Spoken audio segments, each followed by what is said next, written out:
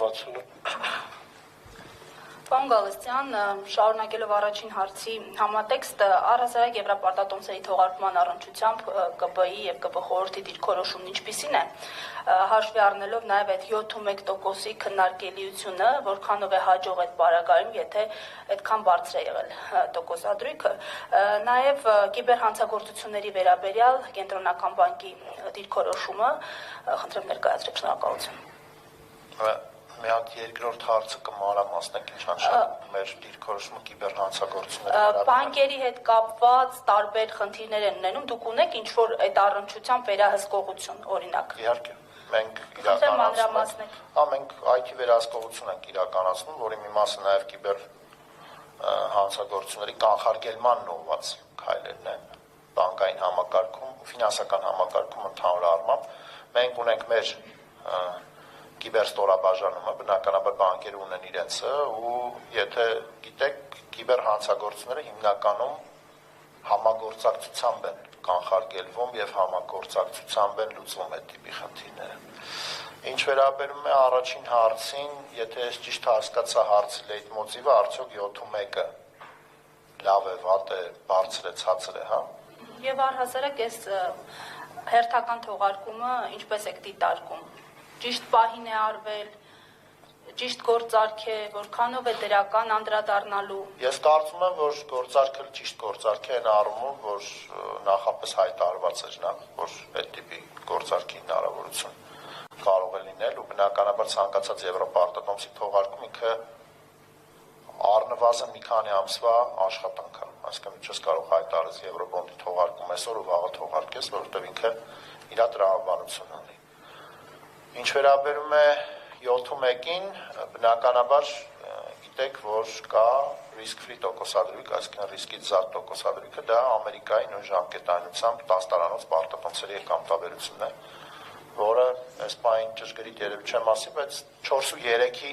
մոտ է։ Այսինքն ամերիկյան պետությունը, Ամերիկայի պետությունը 10 տարանոց պարտքը շուկայից վերցնում է 4.3%-ով տարեկան։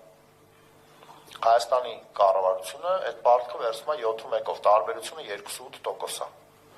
որը վերջին ժամանակում դիտված այդ սպրեդի նորմալ չափն է։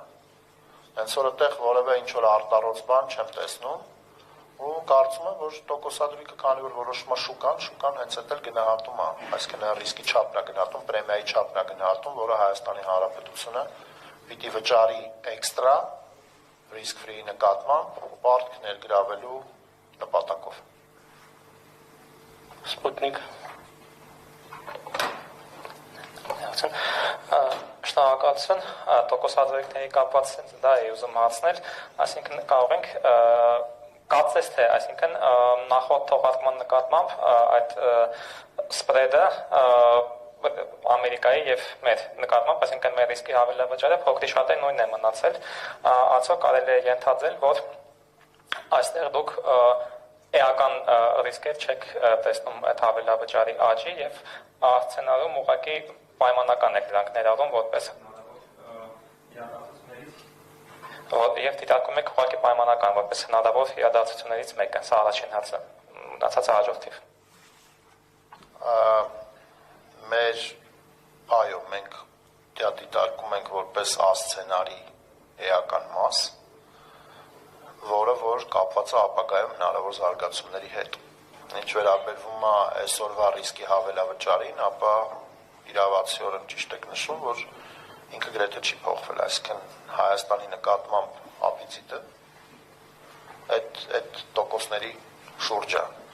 ու այս անգամ տոկոսը կարող է լինի 7-1, նախորդ անգամ կարող լիներ 5-5, դրանից առաջ կարող լիներ 3-3, բայց մենք խոսելիս գրագետ տեսանկյունից այդ ամեն ինչը ներկայացնելու տեսանկյունից պիտի խոսենք ոչ թե տոկոսի մասին, այլ ռիսկի պրեմիայի մասին, ոնց որ դուք նշեցիք։ Այդտեղ կան դիտարկումներ իհարկե, որ մեր վարկանիշային կազմակերպությունների կողմից Հայաստանին տրված վարկանիշների մեջ կա որոշակի կոմպոնենտ, որը վերաբերում է աշխարհաքաղաքական լարվածությանը ու եթե դա չլինի, ապա մենք կունենանք ավելի բարձր վարկանիշ